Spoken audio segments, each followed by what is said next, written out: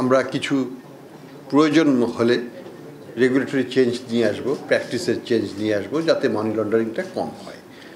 আপনারা জানেন যে বাংলাদেশ একটা বড় ভিকটিম মানি লন্ডারিংয়ের।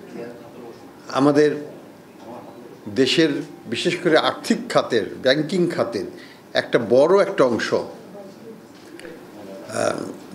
কতিপয় পরিবার বা গোষ্ঠী তারা মানি লন্ডারিং করে এটাকে বাইরে নিয়ে চলে গেছে, যেটাকে আমরা বলি স্টোলেন অ্যাসেট বা চুরি করা সম্পদ।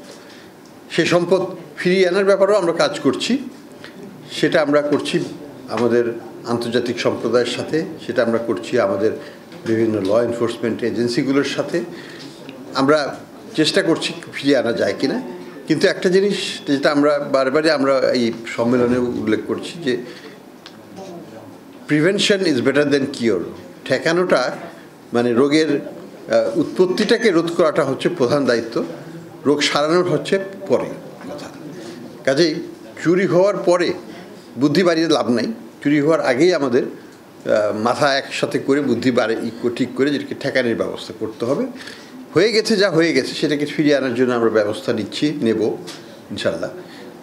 কিন্তু ভবিষ্যতে যেন আরও না হয়, আবার আরও বেশিভাবে না হয় বা আরও কোনোভাবে না হয়, সেই জন্য কী প্রতিরোধ ব্যবস্থা নেওয়া যায় সেই চেষ্টায় এই সম্মেলনটা করা হয়েছে।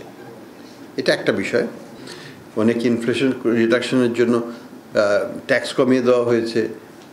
আমরা সর্বাত্মক চেষ্টা করেছি ফার্টিলাইজার যেন সময় মতো, সব ফার্টিলাইজার যেন সময় মতো আসে, বোরো ধান বুনতে যেন কোনো অসুবিধা না হয় কৃষকের, হয় নাই। বিদ্যুতের সরবরাহ যেন বিঘ্নিত না হয়, সেই জন্য প্রতিটা চালান এলএনজির প্রতিটা স্পট মার্কেট আমাদের মানে ফরেন এক্সচেঞ্জের সংকট থাকা সত্ত্বেও আমরা কিন্তু আনতে পেরেছি।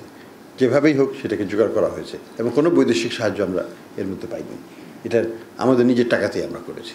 তো আমি মনে করি যে আমাদের সাপ্লাই সাইড, আমাদের ডিমান্ড সাইড ম্যানেজমেন্টের মাধ্যমে আমরা এটাকে আস্তে আস্তে কমিয়ে আনছি এবং এটা একটা দীর্ঘমেয়াদী একটা টেকসইভাবে আমাদেরকে একটা ভালো ফল দেবে। আমি আর বেশি কিছু বলবো না, আপনাদেরকে প্রশ্নের উত্তর দেওয়ার চেষ্টা করব।